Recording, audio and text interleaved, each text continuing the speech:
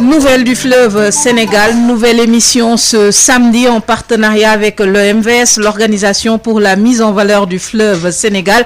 Bonjour à tous, bienvenue. Notre voyage sur ce fleuve international se poursuit du Bafing au Bakoy jusqu'à la Falémé. Nous avons évoqué l'importance de ce fleuve qui traverse 4 États, la gestion de la ressource partagée, les ouvrages communs, les objectifs, les menaces environnementales, les crues, l'importance des barrages, les usages multiples de la navigabilité à l'agriculture, l'hydroélectricité, l'accès à l'eau potable. L'OMVS a pour mission, entre autres, de participer, d'accélérer le développement économique harmonieux des États membres autour du fleuve. Des économies se développent. Quelle contribution du fleuve au développement et à l'intégration sous-régionale?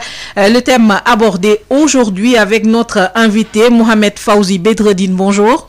Bonjour. Vous êtes expert au Haut Commissariat de l'OMVS, ingénieur de génie rural et coordonnateur adjoint du projet PEGIR, programme de gestion intégrée des ressources en eau et développement des usages multiples. C'est cela.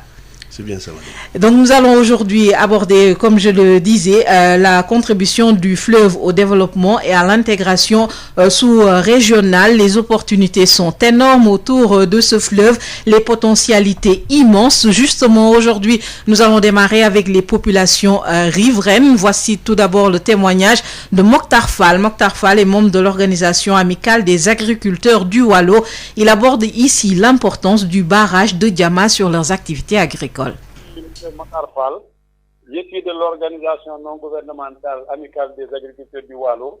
Je suis le représentant des ONG du Sénégal au comité de bassin de l'OMVS. Moi, je suis natif de la vallée du fleuve Sénégal et je suis depuis presque une trentaine d'années, je suis les activités de l'OMVS. Donc, récemment, on vient de créer le comité de bassin. La création donc de cet outil au sein de l'OMVS, c'est pour que l'organisation puisse avoir les informations qui viennent de la base. L'objectif initial de l'OMVS, à savoir le développement de la vallée du fleuve Sénégal, surtout à nous qui sommes au bord du fleuve, qui cultivons 2 fois l'année, nous avons eu l'avantage d'avoir le barrage de Diama qui est le barrage anti-sel. Donc ce barrage anti-sel nous permet de faire 2 cultures en contre-saison et en hivernage.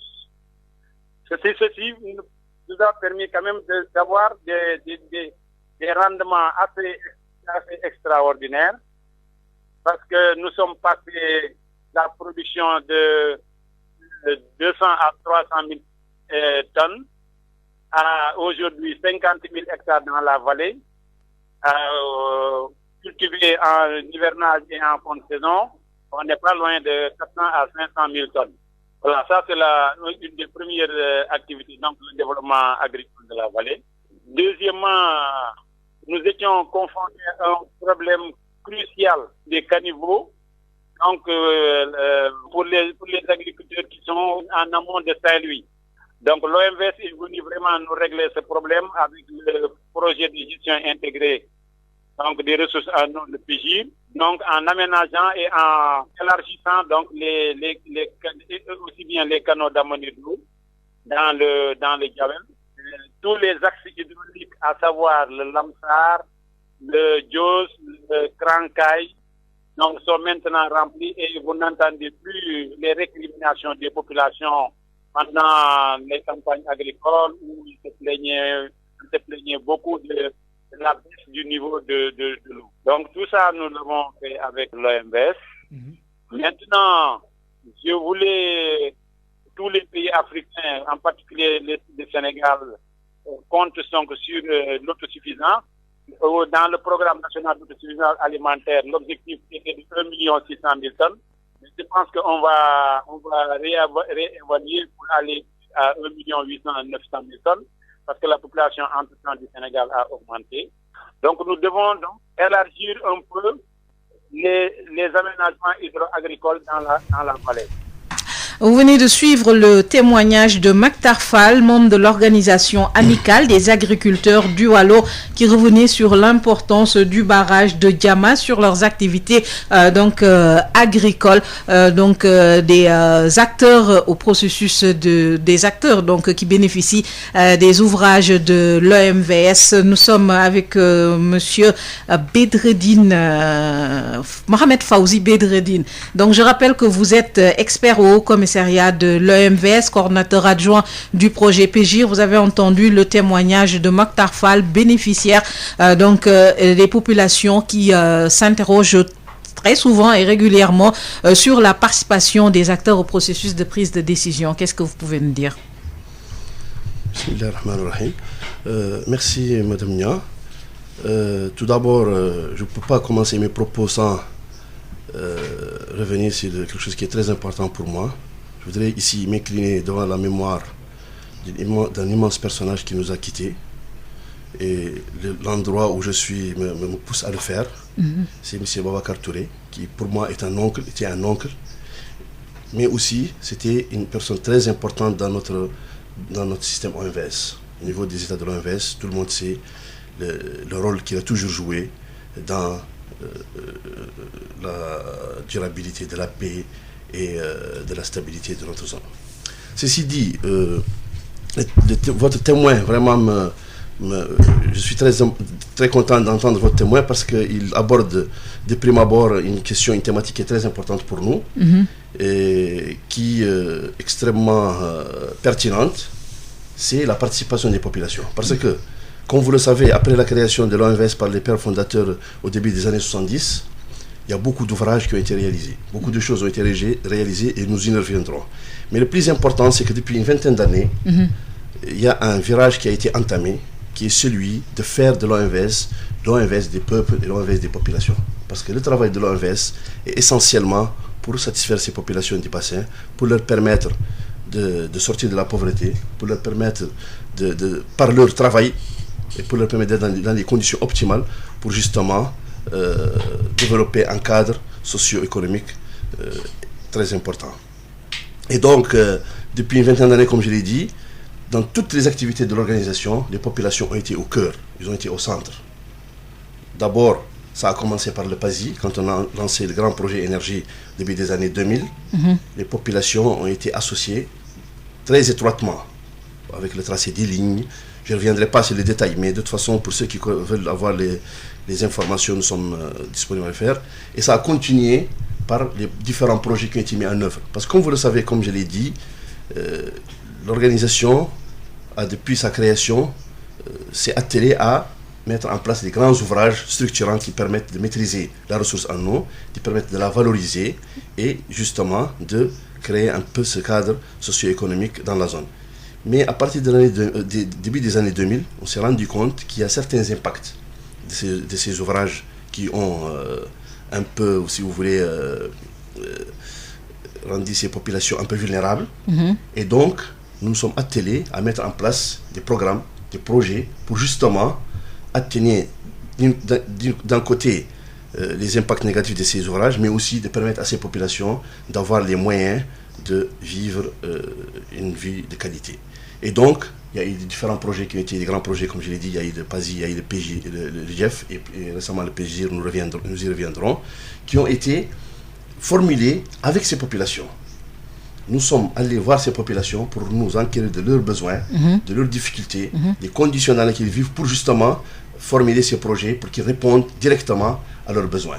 Et donc, ces projets ont permis de développer des activités génératrices de revenus, ont permis de développer des activités qui atténuent la pression de l'homme sur l'environnement, qui est très important, et c'est l'un des axes majeurs du programme de l'OMVS. Et donc, toutes ces populations ont été associées étroitement depuis ces années 2000. Et il y a plusieurs manifestations de cette implication. Nous avons mis en place des structures au niveau local qui peuvent suivre des programmes et qui donnent leur avis. et leur avis compte pour la formulation de ces projets.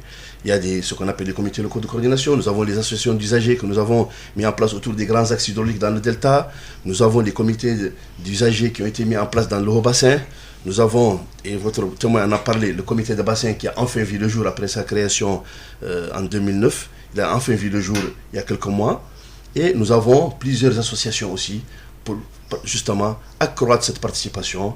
Je citerai entre autres les maires du bassin, les journalistes, et donc je pense qu'il y a un programme qui est vraiment dédié à cet aspect qui pour nous est extrêmement important, parce que sans la participation des populations, je pense que nous allons nous regarder entre nous et nous n'aurons pas les résultats escomptés. Donc les populations sont associées dès le départ pour la prise de décision, puisque les populations sont au cœur des préoccupations de l'OMVS. Des domaines d'intervention de l'OMVS sont justement très vastes.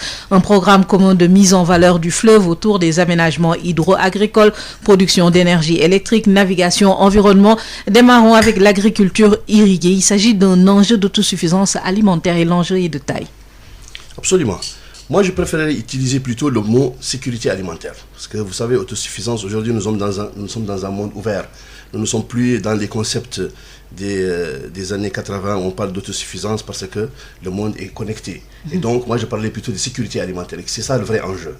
Et comme l'a dit votre témoin, vous savez, avant la mise en place des barrages, il y avait à peine 10 000 hectares qui étaient irrigables ou bien exploitables dans le bassin du fleuve Sénégal.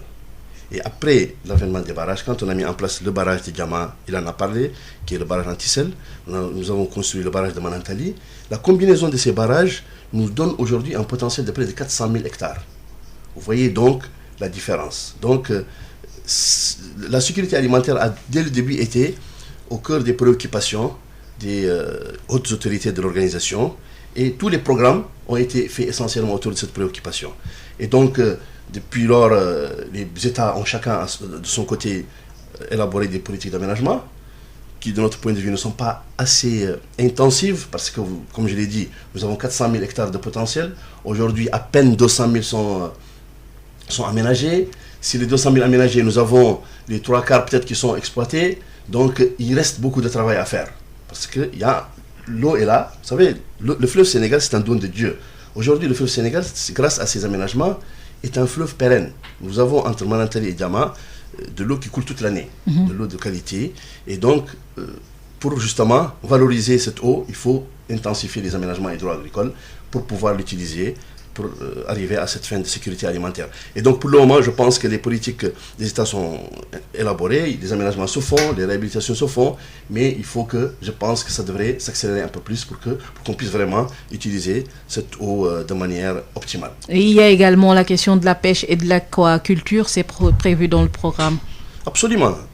La pêche aussi fait partie des domaines qui ont été impactés par les ouvrages, parce que tout le monde connaît la place de la pêche dans nos populations riveraines du fleuve Sénégal, mais nous sommes justement en train de développer des programmes avec les pêcheurs, nous y reviendrons peut-être en parlant du PEGIR, pour justement aider ces pêcheurs à reprendre des activités optimales. Nous avons développé des programmes de pisciculture, formation des pêcheurs et construction de certaines infrastructures qui sont nécessaires pour le développement de la filière. Et donc, ça, c'est un ensemble de programmes qui ont été mis en œuvre et qui ont donné des résultats vraiment très importants. L'OMVS qui veut également répondre aux défis énergétiques. Une énergie peut-être propre, bon marché? Absolument. Vous savez, ça, c'est le défi de notre siècle. L'énergie, c'est la base de tout. Tout marche aujourd'hui avec l'énergie. Le prix de l'énergie va impacter tous les prix des denrées de première nécessité, va impacter le transport, va impacter toutes les activités humaines.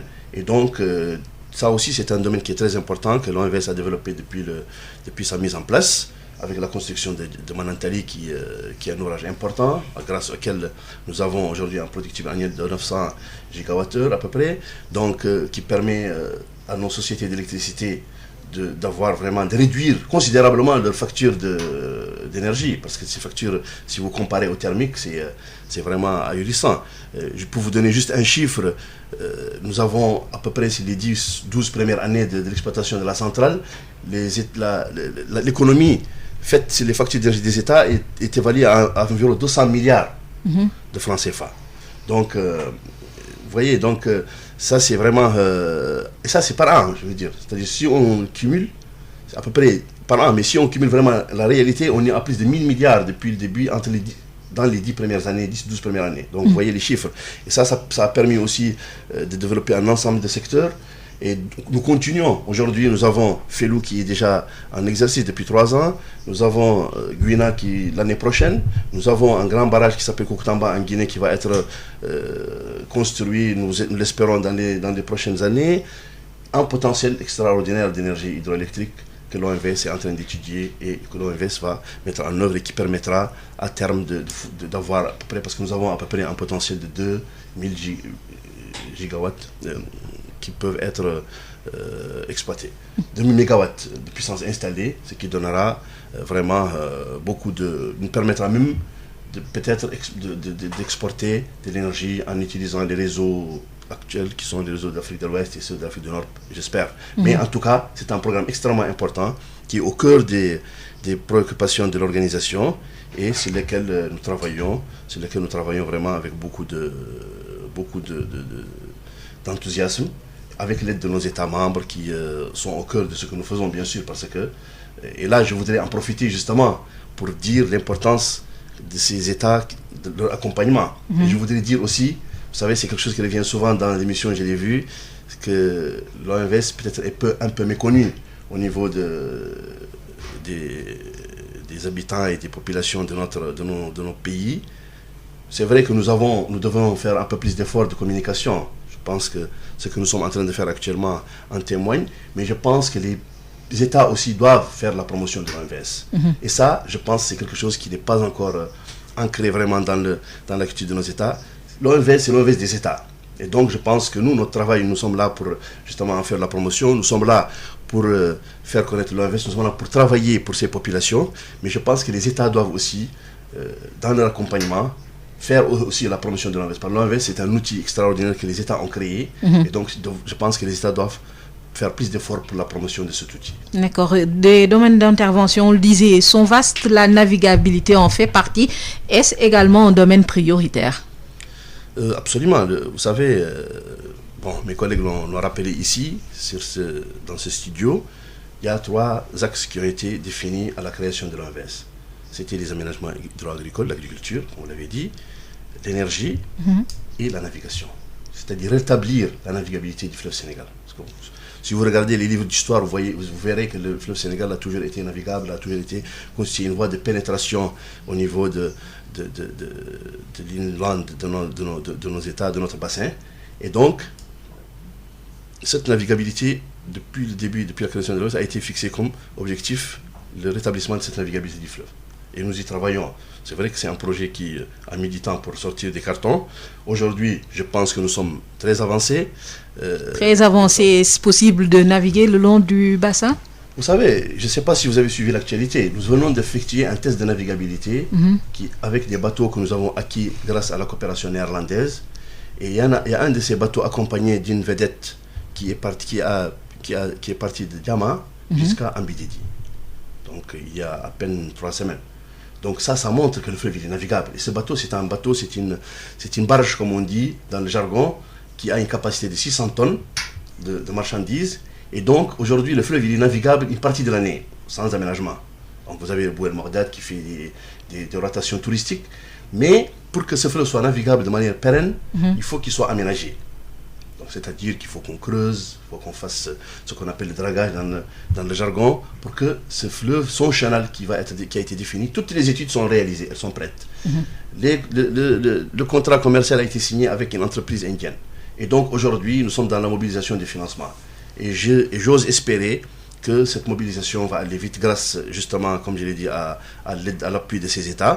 Et donc aujourd'hui, c'est une réalité. Comme je l'ai dit, le test est là pour en attester. Nous avons 2 barges qui sont là, qui peuvent travailler. Et il y a aussi un enjeu extrêmement important pour cette navigabilité, c'est le développement, l'exploitation des ressources minières qui sont dans le bassin. Vous savez, aujourd'hui, nous avons beaucoup de ressources minières qui tardent à être exploitées à cause justement des moyens de transport de ces produits. Et le fleuve en constitue vraiment le transport optimal. Donc nous avons, à titre d'exemple, nous avons des phosphates en Mauritanie, au Sénégal, nous avons le fer au Sénégal, nous avons d'autres minéraux qui sont au Mali. Et donc, vraiment, avec la navigation, on pourra justement exploiter ces ressources minières qui auront de fortes retombées sur l'économie de nos pays. Mais aussi, rien que la navigation elle-même, aujourd'hui, va avoir beaucoup de retombées. Parce que vous savez, imaginez-vous qu'on commence à mettre des bateaux sur le fleuve entre Saint-Louis et Ambidédi. Vous savez tout ce qui va se développer autour. Et il y a un cliché que je voudrais ici lever. On pense souvent que la navigation est faite juste pour désenclaver le Mali. Non, c'est quelque chose qui n'est pas réel. Bien sûr, ça va permettre au Mali de se désenclaver. Bien sûr, ça va permettre au Mali d'avoir un accès à l'océan. Mais ce n'est pas seulement ça. Il y a des zones dans le Sénégal oriental, il y a des zones en Mauritanie qui sont actuellement enclavées pendant une période de l'année. Et donc, cette navigation pourra aider à désenclaver ces zones et pourra aider au transport de beaucoup de marchandises et de produits pendant toute l'année. Et je pense que c'est un projet qui est extrêmement important. Les chefs d'État réunis en décembre passé à Bamako ont réitéré leur intérêt vraiment supérieur à ce projet. Et j'espère que dans les mois qui suivent, je dis bien les mois qui suivent, ce projet deviendra une réalité au grand bonheur de toutes nos populations. D'accord. Avant de nous rendre à Saint-Louis, un mot peut-être sur une question également très importante pour les populations locales. Il s'agit de la question de la santé. L'OMVS œuvre pour la réduction de l'incidence des maladies hydriques. Et ça aussi, je crois que c'est assez important dans les domaines d'intervention. Absolument. Comme je l'ai dit, ça c'est aussi une thématique qui est largement entamée dans le cadre du projet PGIR, mais je peux déjà en dire quelques mots. Vous savez, aussi développement, je reviens toujours aux infrastructures. Le développement des infrastructures aussi justement a permis le développement de certaines maladies liées à l'eau. Nous avons le paludisme, nous avons les différentes bilharzioses, nous avons les maladies tropicales négligées qui se sont développées autour du bassin.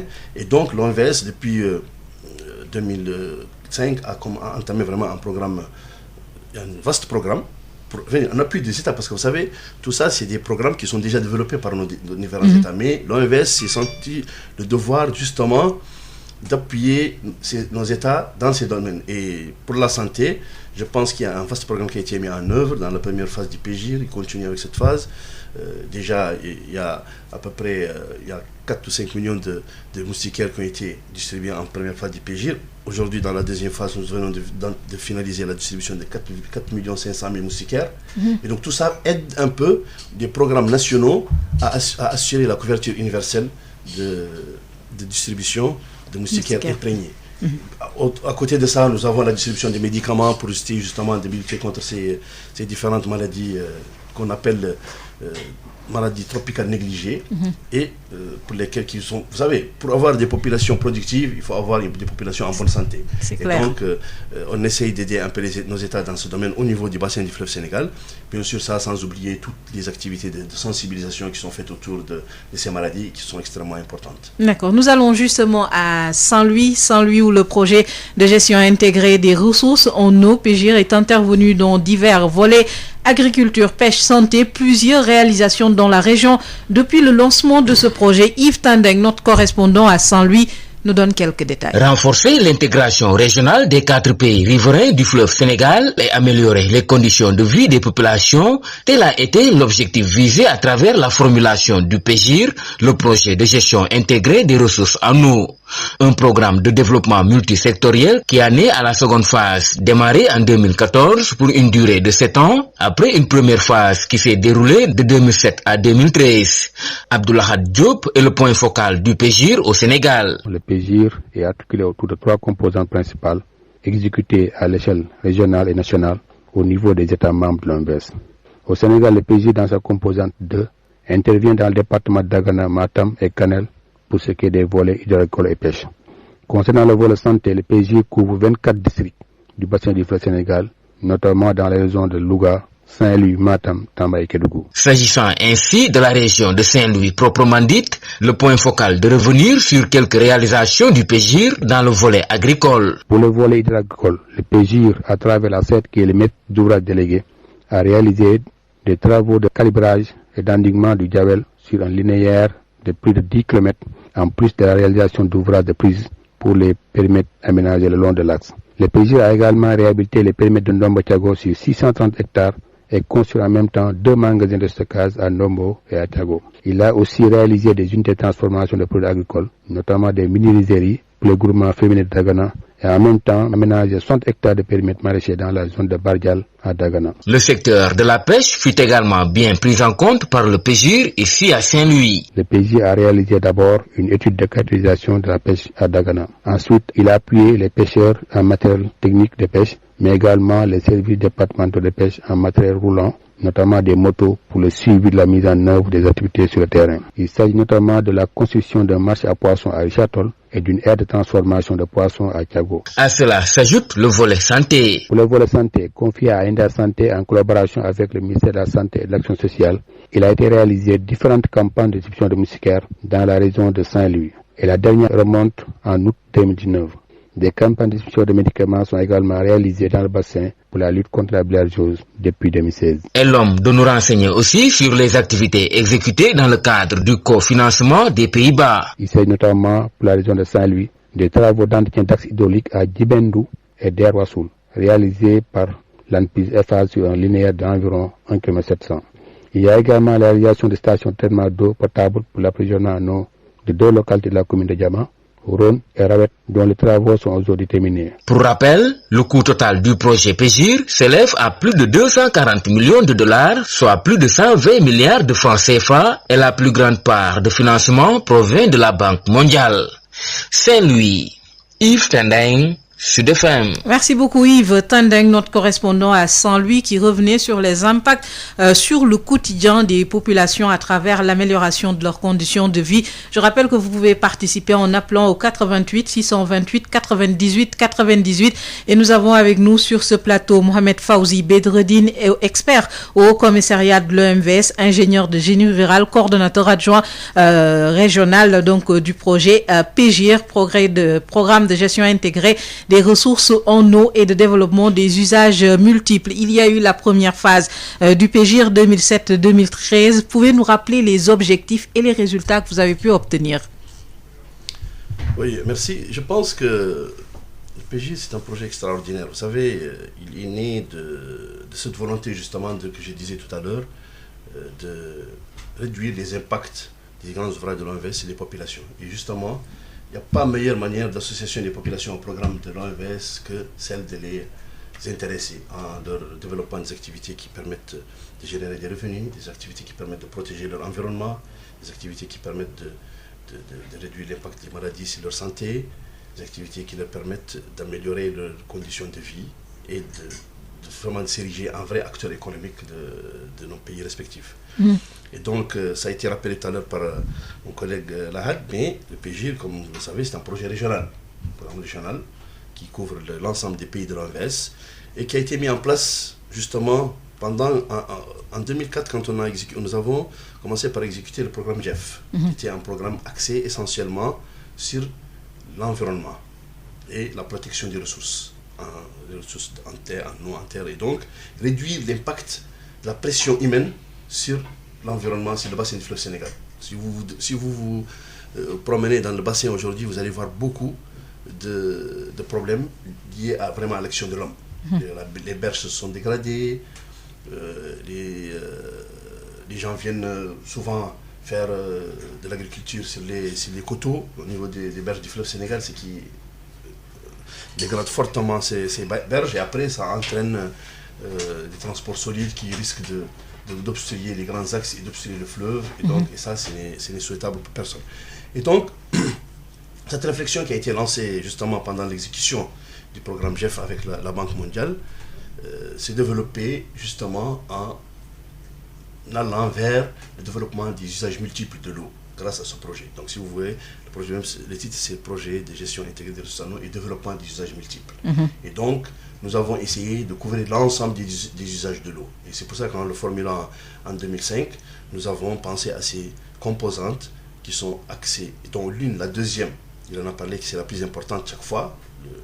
Je rappelle que la phase 2 du PGIR, c'est juste une continuité de la phase 1, parce que la phase 1 a donné de bons résultats, et c'était un programme justement conçu en 2 phases. Mais la deuxième phase était conditionnée par la réussite de la première, qui a été fait.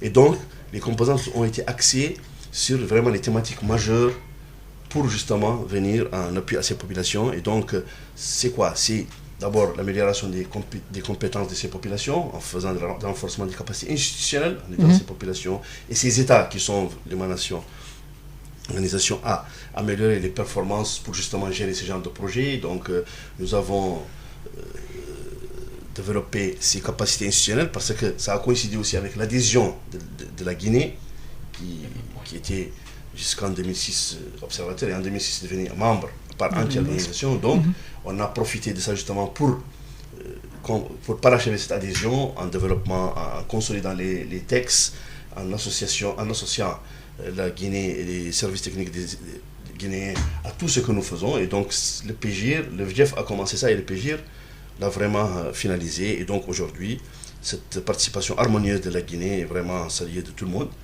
Et donc, nous avons cette première composante. Et la deuxième composante qui est la plus importante, qui est justement la composante qui permet de sécuriser ces ressources en eau et de les valoriser.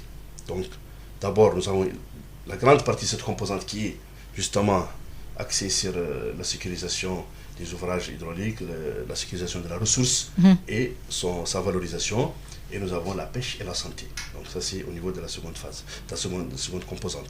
Et la troisième composante qui est dédiée plutôt aux études des grands ouvrages qui restent, parce que, comme je l'ai dit tout à l'heure, nous avons un énorme potentiel dont une partie est déjà en train d'être exploitée. Et il y a des ouvrages qui avaient besoin d'être étudiés.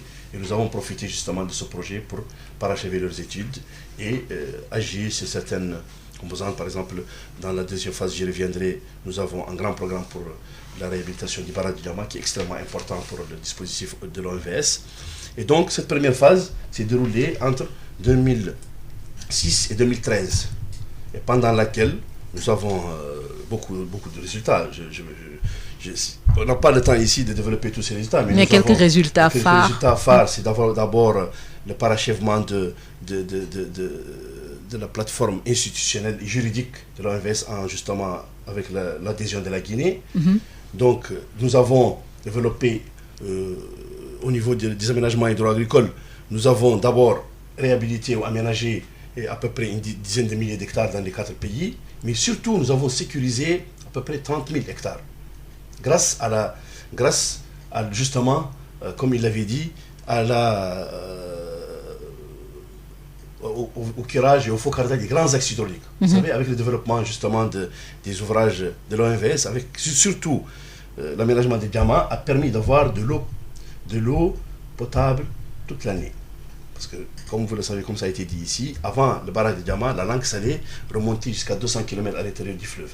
Et donc, ce qui faisait que ces ouvrages, ces plantes, mon collègue Lamine en a parlé la semaine passée, ne se développaient pas parce que le sel venait et repartait. Et donc, elles n'avaient pas le temps de se développer. Mais avec l'aménagement de Diamant, ces plantes ont trouvé les conditions idéales pour leur développement. Et donc, elles se sont installées. Et avec une vitesse extraordinaire. On ne s'est même pas rendu compte qu'elles étaient là jusqu'au moment où elles étaient partout. Et donc, elles avaient un impact négatif sur l'écoulement.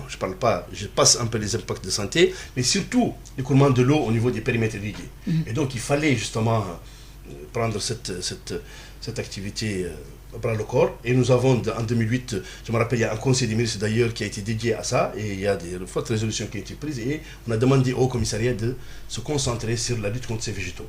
Et donc, il y a eu des programmes qui ont été développés essentiellement avec le Royaume des Pays-Bas, qui nous ont permis justement d'essayer de ramener ce niveau d'infestation à un niveau qui est maîtrisable par nos sociétés de développement qui sont la SAED, la SONADER, la DRS. Et donc, avec ces programmes, nous avons pu lutter vraiment de manière durable contre ces végétaux aquatiques et permettre aux États d'aménager et d'exploiter les périmètres irrigués. Donc, ce travail a été fait aussi dans le cadre de la première phase.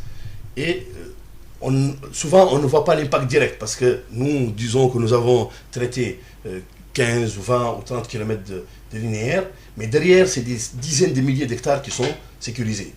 Donc ça, c'est un impact aussi que nous avons essayé de mesurer et qui est dans les documents. L'autre chose que la première phase a permis de faire, c'est justement le développement de la pêche au niveau des pays. Nous avons accompagné les pêcheurs en leur construisant certaines infrastructures indispensables à l'activité indispensables à l'exercice de leur activité. Nous avons fait des formations extrêmement importantes, nous avons fourni du matériel, et donc je pense que nous avons participé de manière importante au développement de cette activité, sans parler de la santé aussi, comme je l'ai dit, il y a quelques millions de moustiquaires qui ont été distribués. Nous avons participé à la couverture universelle que les États mènent dans le cadre de la distribution des moustiquaires, et nous avons parachevé pendant la première phase des études de Kokoutamba, nous avons fait l'étude du barrage de Gourbassi, du barrage de Bouraya, donc quelques barrages qui ont été étudiés dans cette première phase, et quelques études aussi qui ont été faites autour du barrage de Diamant pour le ramener à un niveau opérationnel. Parce que vous savez, le barrage de Diamant, depuis sa construction en 1986, il n'a jamais eu de travaux de réhabilitation majeurs. Alors que, quand même, il commençait à prendre de l'âge. Et donc, ces études ont été faites. Et ceci me permet de passer directement à la seconde phase, qui est actuellement en cours de 2014-2021. Donc ce sont les bons résultats obtenus dans la première phase qui ont permis de lancer le PGIR2. Est-ce que ce sont les mêmes objectifs qui vont être poursuivis, consolidation des acquis, ou il y a des innovations dans la seconde phase au vu de la première expérience? Vous savez, la consolidation des acquis est la plus importante. Vous pouvez bien imaginer que consolider ce que nous avons fait prend une partie importante dans l'activité, parce que quand même, si on ne le consolide pas, on risque de les perdre. Donc ça, c'était vraiment l'axe majeur de la formulation du PGIR2. Mais bien sûr, comme vous l'avez dit, il y a eu des innovations. Nous avons appris des leçons de l'exécution de la phase 1. Nous avons consolidé le rôle des agences d'exécution, c'est-à-dire qui nous accompagnent dans le domaine des aménagements hydro-agricoles, nos sociétés, comme je l'ai dit, la SAID au Sénégal, la SONADER en Mauritanie, la DNGR en Guinée, la DRS au Mali. Donc nous avons consolidé le rôle dans l'exécution de ces activités. Donc ça permet d'impliquer un peu plus encore les acteurs dans ce que nous faisons. Nous avons innové aussi dans le domaine de la pêche. Nous avons introduit la pisciculture, qui est extrêmement importante. Nous savons le rôle qu'elle joue dans le développement des activités de pêche dans nos pays. Donc il y a beaucoup d'étangs piscicoles qui ont été réalisés, qui sont en cours de réalisation. D'ailleurs, ces dernières semaines, nous étions en train après la sortie de cette pandémie que nous espérons durable, cette sortie, nous espérons qu'elle sera durable. Donc on commence à réceptionner certaines réalisations de pêche. Nous avons innové avec le barrage de Diamant, parce que tout le monde était d'accord que ce barrage, il faut le réhabiliter. Donc nous avons entamé de gros travaux de réhabilitation de ce barrage.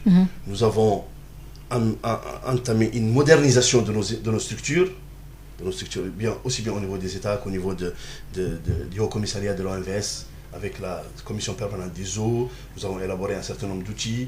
Et l'innovation principale dans le PGIR2, c'est justement cet aspect, cette préoccupation qui est le changement climatique. Vous savez, c'est une préoccupation majeure aujourd'hui.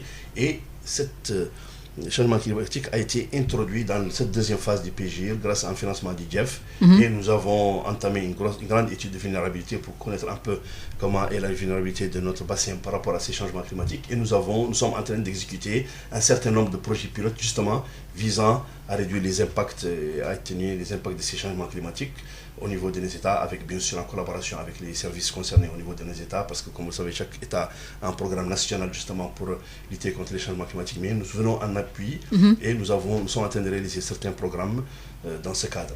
Bien sûr, sans parler de la navigation à laquelle nous avons consacré une partie du budget de cette deuxième phase pour faire certaines études qui ont été achevées et qui permettront justement de lancer le projet très rapidement. D'accord, donc nous avons un auditeur en ligne, puisque, comme vous le dites, les populations sont au cœur de la préoccupation de l'OMVS.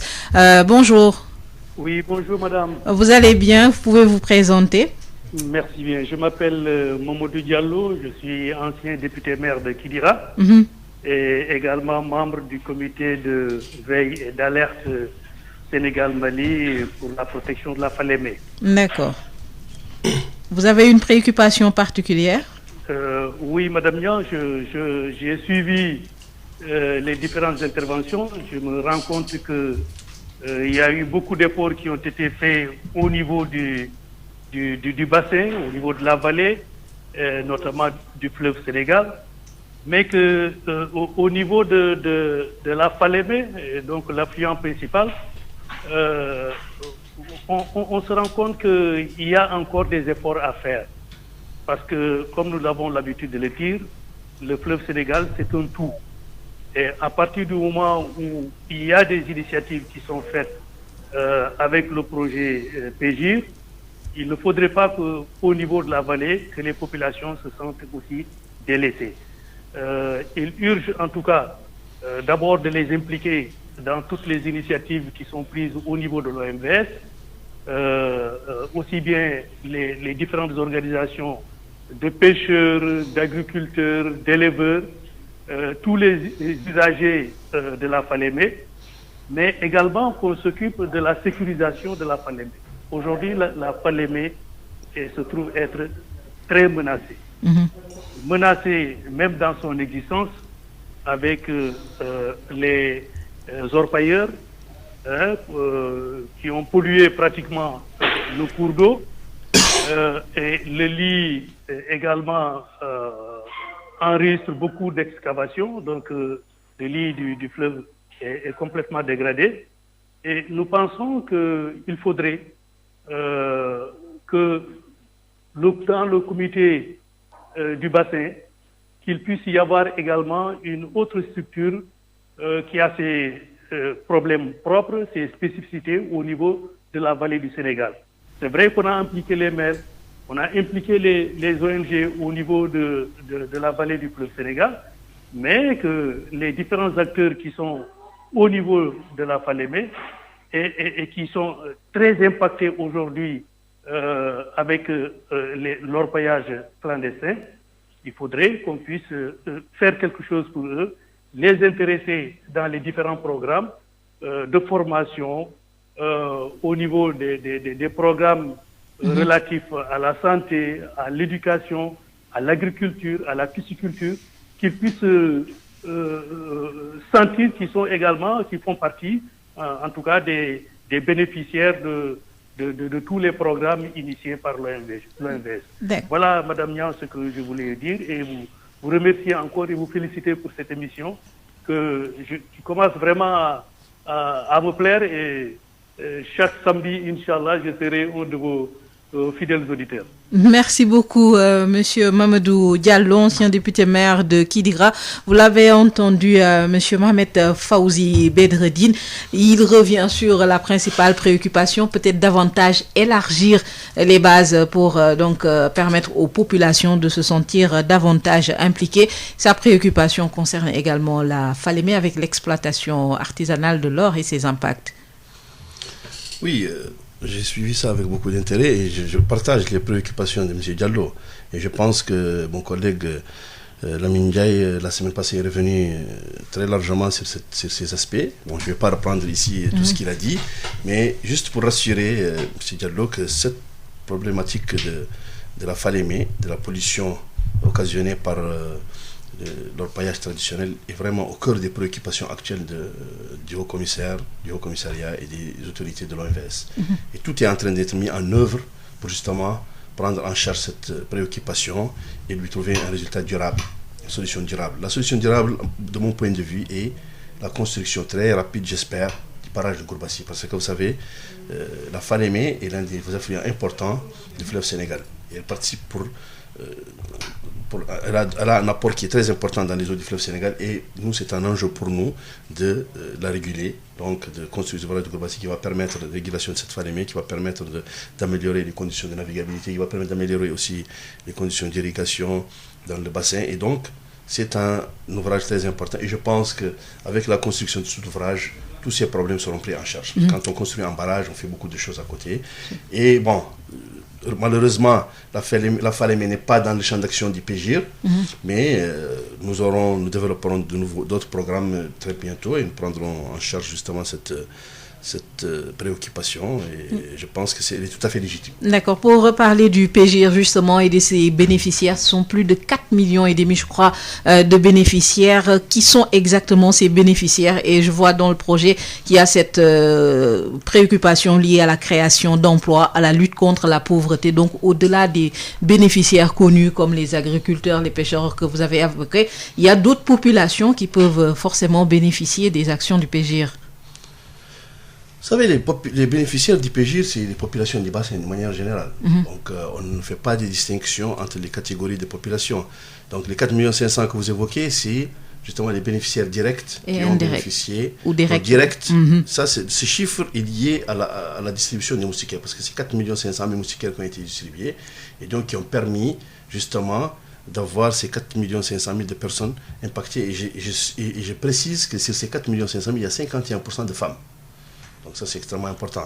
Donc, et l'autre chose, donc les bénéficiaires sont beaucoup plus importants. C'est beaucoup plus que 4 500 000 personnes. Si on regarde les différents domaines qui sont abordés, l'agriculture, la pêche, le focardage, le traitement des axes hydrauliques, la santé, nous sommes beaucoup plus que ça. Vous savez, ça, c'est des chiffres que nous avons avec... Quand on va faire l'évaluation du projet, nous aurons des chiffres beaucoup plus éloquents. Mais je peux vous garantir que c'est beaucoup plus que ça. D'accord. Surtout si on élargit aux bénéficiaires indirects. D'accord. Nous avons notre auditeur en ligne. Bonjour. Oui, bonjour, Madame Issegna. Vous pouvez vous présenter? Oui, je m'appelle Badara Ndiaye. Oui. Oui, je suis géomètre expert. D'accord, Badara Ndiaye. Allô? Vous avez une question? Non, en fait, c'était juste pour participer à l'émission. On vous écoute. Voilà. Donc, je salue donc Sud FM donc, pour cette initiative. En même temps aussi, je salue notre ami Fauzi. Donc, en tant qu'acteur, c'est heureux de savoir qu'aujourd'hui, il y a une vulgarisation des actions de l'OMVS. Et notamment les actions menées par le PGIR. Donc, en tant qu'acteur, moi, je me réjouis que quand même, qu'on fasse une vulgarisation de ce qui se fait au niveau de la vallée et qui est initié par l'OMVS. Notamment le PGIR, moi j'ai été acteur donc, dans des opérations au niveau donc, du bassin du fleuve Sénégal, notamment pour les besoins donc d'enlever les plantes aquatiques qui sont donc au niveau des axes hydrauliques. Et ceci est très important pour l'irrigation. Donc je voulais saluer, sans beaucoup prendre votre temps, saluer ces gens et vraiment encourager l'OMVS à faire plus de vulgarisation pour que les populations puissent s'approprier ces actions et que quand même les populations sentent en fait la présence de l'OMVS. Merci beaucoup, monsieur. Voilà, donc encore une fois, je salue notre ami Fauzi. Merci beaucoup. Merci Badara Ndiaye, donc, qui revenait un peu sur le rôle de l'OMVS et qui salue cette initiative de vouloir vulgariser les résultats du PGIR. Nous sommes peut-être à 2 minutes de la fin de cette émission. Je rappelle que nous avons sur ce plateau Mohamed Fauzi Bedreddine, expert au commissariat de l'OMVS, ingénieur de génie rural et coordonnateur régional adjoint du projet PGIR, programme de gestion intégrée des ressources en eau et de développement des usages multiples. Aujourd'hui, si on devait peut-être rapidement tirer une petite conclusion de cette émission, vous insisteriez sur quoi? Moi, j'insisterai. Je pense que je remercie d'abord CDFM pour l'accompagnement qu'elle nous apporte dans cette quête de communication, de nous rapprocher un peu plus des populations du bassin. Je pense que le travail que nous faisons est essentiellement destiné à ces populations. Et je pense que nous avons encore beaucoup de choses à faire pour que les différents habitants de notre système OMVS connaissent un peu plus le travail de l'organisation. Je sais que dans certaines manuels scolaires, l'OMVS est cité, mais juste cité. Donc je pense, j'inviterai nos amis des ministères de l'Éducation nationale à aller un peu plus loin. Et à réactualiser surtout le contenu. Oui. Nous avons une grande initiative actuellement qui est en cours, c'est de reviver les places OMVS, parce que nous avons au niveau de chacune de nos capitales une place OMVS. Et donc, le commissaire actuellement est en train de travailler sur l'aménagement de ces places. Et donc, ce sera l'occasion, je pense, pour que justement ces éducateurs puissent faire connaître l'OMVS un peu plus en incluant dans les cours des visites de terrain pour visiter ces places OMVS. Dakar, Bamako, Conakry et Nouakchott. Et donc je pense que ça permettra à l'OMVS d'occuper un peu plus de place au niveau de ces ménages. Il faut savoir qu'aujourd'hui, en Mauritanie, au Sénégal, surtout à Dakar, chaque fois qu'on ouvre le robinet, il y a un travail de l'OMVS qui est là. Chaque fois qu'on allume une lumière une ampoule, qu'on anime un téléviseur. Il faut savoir que l'OMVS contribue à ça. Oui. Donc ça c'est important. Donc, ça va même jusque dans le plat du repas du midi. Le repas du midi avec le bon tchèb qui est produit par nos agriculteurs au niveau de la vallée. Avec le bon poisson aussi qui est pêché par nos pêcheurs au niveau du fleuve. Je vous invite à goûter le poisson du fleuve, il est extrêmement bon.